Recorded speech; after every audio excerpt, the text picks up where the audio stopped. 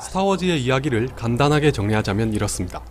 프리퀄 3부작은 우주의 갖가지 행성들이 이루고 있던 민주주의 공화국이 무너지고 황제의 절대적인 권력에 기반한 제국이 건립되는 과정을 다루고 있습니다. 이보다 더 일찍 만들어졌지만 그 이후의 이야기를 다루고 있는 오리지널 3부작은 독재의 반기를 든 반란군과 이를 제압하려는 제국군 사이의 전쟁에 대한 영화입니다. 오리지널과 프리퀄 3부작 모두에 제다이가 개입하고 있다는 것은 동일하죠. 많은 분들이 단순히 SF 영화로만 기억하실 수도 있지만 실제로는 내적으로 굉장히 다양한 요소를 뒤섞은 복합적인 영화입니다. 방금 대략적으로 정리한 내용만 하더라도 로마의 공화정이 쇠퇴하고 제국이 탄생한 과정에서 착안했다고 하죠.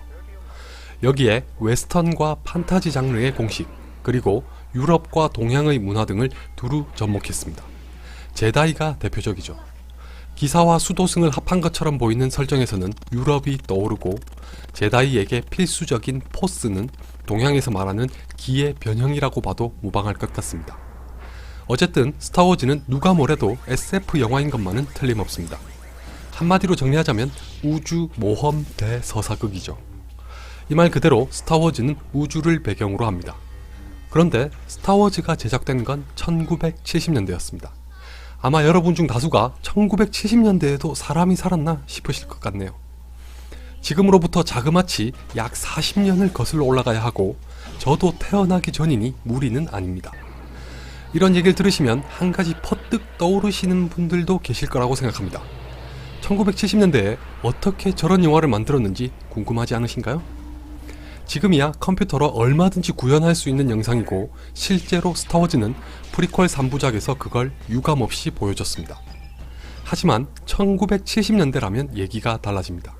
물론 당시에도 컴퓨터는 있었지만 지금처럼 거의 모든 집에서 사용하긴커녕 금수저를 세트로 물고 태어날 정도의 집조차도 컴퓨터를 구경하기가 쉽지 않았던 시절입니다. 성능이 떨어진 건 말할 것도 없겠죠. 영화 제작에서도 사정은 크게 다르지 않았는데 스타워즈는 대체 어떻게 만들었을까요? 이럴 때 쓰라고 있는 말이 이가 없으면 잇몸으로 때운다일 것 같습니다. 이번 영상에서는 바로 이 제작 과정을 잠깐 소개해드릴까 합니다. 오리지널 3부작을 지금 보면 촌스럽다고 느끼는 건 당연하겠지만 그 당시에 어떻게 해서 스타워즈가 만들어졌고 현재와 같은 전설이 됐는지를 아시면 이 영화에 대한 시각이 조금은 달라질 것 같습니다. 요즘 세대가 보면 신기하고 놀랍기도 할 테니 박물관에 온 셈 치시고 재미있게 봐주세요. 요즘은 디지털이란 단어가 일상화됐고 아날로그란 단어는 생소한 것이 됐지만 스타워즈가 제작됐던 1970년대는 정반대였습니다. 이때는 아날로그의 시대였죠. 어느 정도로 아날로그였는지 알 수 있는 아주 간단한 것부터 시작하겠습니다. 앞선 영상에서 스타워즈 하면 빼놓을 수 없는 것 중 하나가 지금 보시고 계신 오프닝이라고 말했었죠? 아마 여러분 중 대다수는 당연히 이게 CG라고 생각하실 겁니다. 과연 그럴까요? 네, CG 맞습니다. 낚이신 거예요.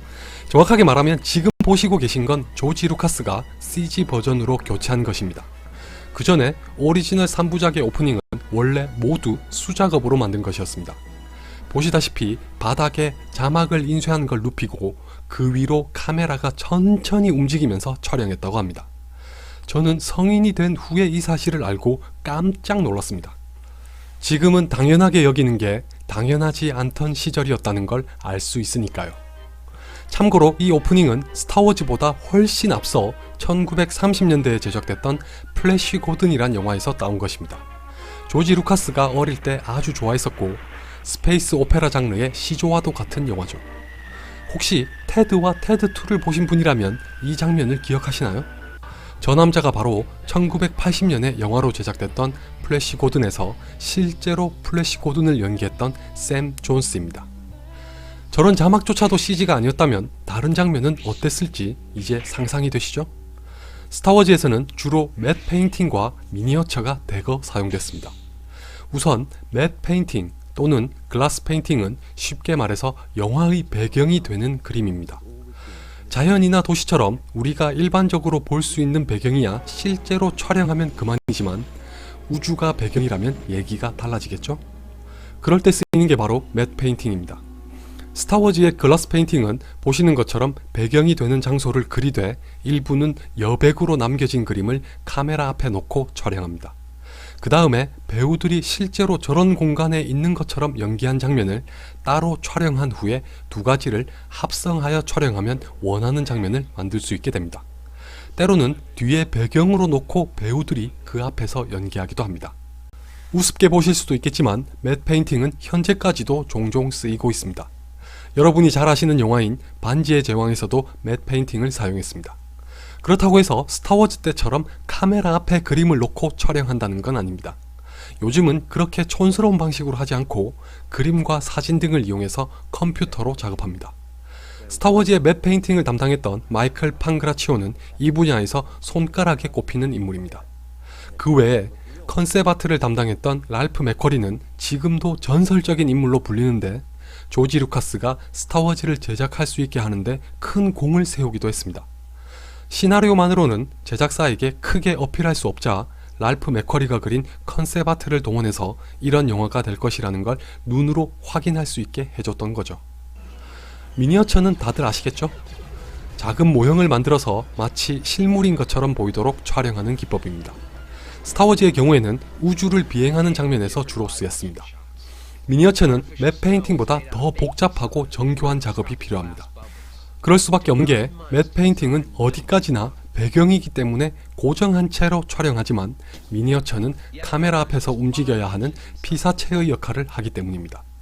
예를 들어 오리지널 3부작에서 주인공들이 타고 다니던 밀레니엄 팔콘이나 제국군의 함선인 스타 디스트로이어, 그리고 각각 반란군과 제국군의 전투기인 엑스윙과 타이파이터도 미니어처로 제작했습니다. 이 우주선들이 가만히 있는 걸로 충분하다면야 맷 페인팅으로 끝나겠지만 반드시 움직여야 하기 때문에 미니어처로 제작합니다. 그렇게 해서 만들어진 미니어처를 저렇게 블루스크린 앞에 놓고 영화에서 필요한 동작을 가하면서 촬영합니다. 이때 카메라와 미니어처는 컴퓨터에 입력한 값에 따라서 움직이며 작업을 진행합니다. 이런 과정을 반복한 후에 각각의 장면이 찍힌 여러 장의 필름을 하나로 합성하여 완성하면 이런 장면이 탄생합니다. 여기서 합성이라고 하면 또 컴퓨터 합성을 생각하시겠지만 아닙니다. 여러 장을 합친 필름을 카메라로 촬영합니다. 다시 말해서 몇 개의 사물을 따로 촬영한 각각의 필름에다가 배경으로 쓰일 맷 페인팅을 촬영한 필름까지 더합니다. 이렇게 모인 여러 장의 필름을 동시에 촬영하면 영화에서 보는 장면이 완성됩니다. 이 과정을 전문용어로 옵티컬 프린팅이라고 하는데 사실 저도 깊이 알진 못하고 그나마 아는 것도 설명하기 어려우니까 이쯤에서 생략하겠습니다. 대충 이렇게 만들어졌다는 것만 아셔도 충분할 것 같습니다. 보시다시피 에피소드 4에서 반란군이 데스스타를 공격하고 폭발시키는 장면도 앞에서 말한 미니어처를 도입했습니다. 미니어처로 촬영한 장면에다가 배우들이 연기한 장면을 더하고 방금 말씀드린 옵티컬 프린팅으로 작업해서 완성한 것입니다. 인디펜던스 데이에서 백악관이 폭발하는 장면을 비롯해서 미니어처는 지금까지도 간간히 쓰이고 있는 기법입니다. 예전에 주라기 공원을 소개하면서 말했던 프랙티컬 이펙츠에 속하죠. 해당 영상에서 말했던 것처럼 인터스텔라도 이 미니어처를 사용했습니다. 크리스토퍼 놀란이 CG에 전적으로 의존하는 것보다는 더 실감나고 완성도 있는 영상을 위해 프랙티컬 이펙츠를 선호한다는 건 잘 알려진 사실입니다. 또 한 가지 짧게 말씀드리자면 스타워즈에는 미니어처의 동작에 스톱모션을 도입했습니다. 스톱모션은 현재까지 주로 특수한 목적으로 제작하는 애니메이션에 사용하는 기법입니다. 대표적으로 치킨런과 월레스와 그로밋, 그리고 크리스마스 악몽처럼 물리적인 사물을 등장시키는 애니메이션이 스톱모션으로 제작됩니다. 스톱모션이 무엇인지는 영상을 보시면 대충 감이 잡히실 텐데 피사체의 움직임을 표현하기 위해 미세하게 변화를 주면서 한 장 한 장 촬영하여 이어붙이는 것입니다. 영화는 초당 24프레임으로 구성된다는 걸 고려하면 이게 얼마나 고도의 인내심을 요하는 작업이라는 걸 알 수 있습니다. 우리가 흔히 하는 말로 표현하면 완전 노가다라고 할 수 있죠. 혹시 영화 촬영과 프레임의 개념을 잘 모르시는 분이라면 무슨 말인지 모르실 수도 있는데 유튜브에서 스톱모션으로 검색하셔서 영상 하나만 제대로 보셔도 금방 이해하실 것 같습니다. 마지막으로 남자라면 스타워즈에 광적으로 흥분할 수밖에 없게 만드는 광선검에 대해서 말씀드리겠습니다. 전혀 모르셨던 분도 이제는 짐작하시겠지만 당연히 광선검도 CG로 만든 게 아닙니다. 영화에서는 저렇게 멋진 검투로 싸우지만 실제로는 그냥 막대기를 들고 연기했습니다. 이건 지금도 마찬가지입니다. 예나 지금이나 광선검이 실제로 존재하는 건 아니니까요. 그렇다 보니까 조금 웃긴 장면도 있습니다. 이 장면을 잘 보세요. 오리지널 3부작에서 오비안 케노비를 연기한 알렉 기네스가 잠시 멈춰 있습니다. 정지 화면이 아닙니다. 이때 누군가가 다가가서 광선검 막대기를 손에 쥐어주고 갑니다. 대체 왜 이랬을까요? 영화 속에서 어떻게 나오는지를 보시면 아실 겁니다. 바로 다음 장면으로 자연스럽게 이어지도록 하기 위해서였습니다. 영화상에서는 광선검의 손잡이만 들고 있다가 버튼을 누르면 광선검이 쭉 솟아나오죠? 분명 멋있게 보이지만 현실은 시궁창이라서 실제로는 손잡이만 들고 있다가 나중에 막대기와 바꿔잡아서 대결해야 합니다.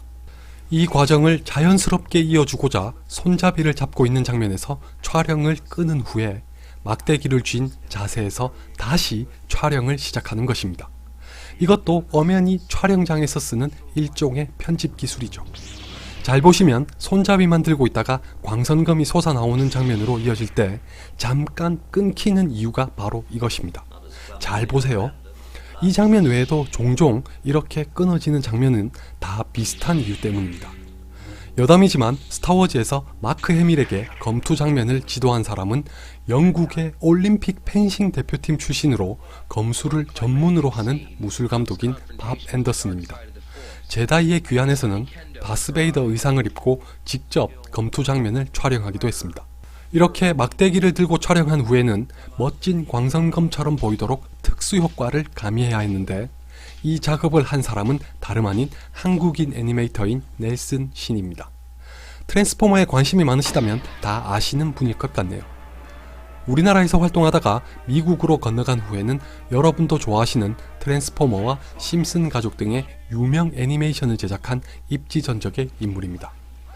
당시에 조지 루카스의 요청을 받고 광선검 효과를 구현하기 위해서 로토스코핑이라는 기법을 접목했습니다. 로토스코핑은 쉽게 말해서 실사로 촬영한 장면 위에 그림을 그려서 입히는 애니메이션 효과입니다. 여러분이 사진을 놓고 그 위에 그림을 그리는 걸 떠올리시면 됩니다.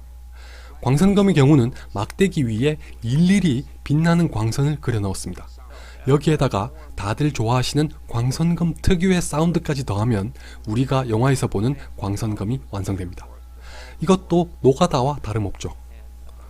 자, 지금까지 스타워즈가 영화로 제작되면서 어떤 과정과 작업을 거쳤는지 간단하게 소개해드렸습니다. 이제 스타워즈가 조금은 다르게 보이시나요? 촌스러울지언정 당시로서는 어마어마한 노력과 공을 들여서 완성한 영화라는 걸 아시게 됐다면 좋겠습니다. 지금이야 이 모든 게 CG로 가능하지만 그만한 환경이 갖춰지지 않았던 과거에도 불가능을 가능으로 만들기 위한 많은 사람들의 연구와 희생이 있었다는 걸 알아주셨으면 합니다. 그리고 스타워즈와 같은 영화가 밑바탕이 되어서 우리가 현재 극장에서 만나는 영화가 존재할 수 있다는 것도 잊으시면 안 됩니다. 실제로 여러분이 다들 좋아하실 픽사는 스타워즈를 제작한 루카스 필름 소속으로 시각 효과를 전담했던 ILM에서 본격적으로 시작되었다고 볼 수 있습니다. 이 당시의 노하우가 자산이 됐던 셈이죠. 마지막으로 스타워즈의 주요 캐릭터 소개도 곁들이려고 했는데 어차피 에피소드 1부터 6까지의 내용을 요약할 영상을 만들 예정이기 때문에 생략하기로 했습니다. 궁금하신 분은 다음 영상을 기다려주세요.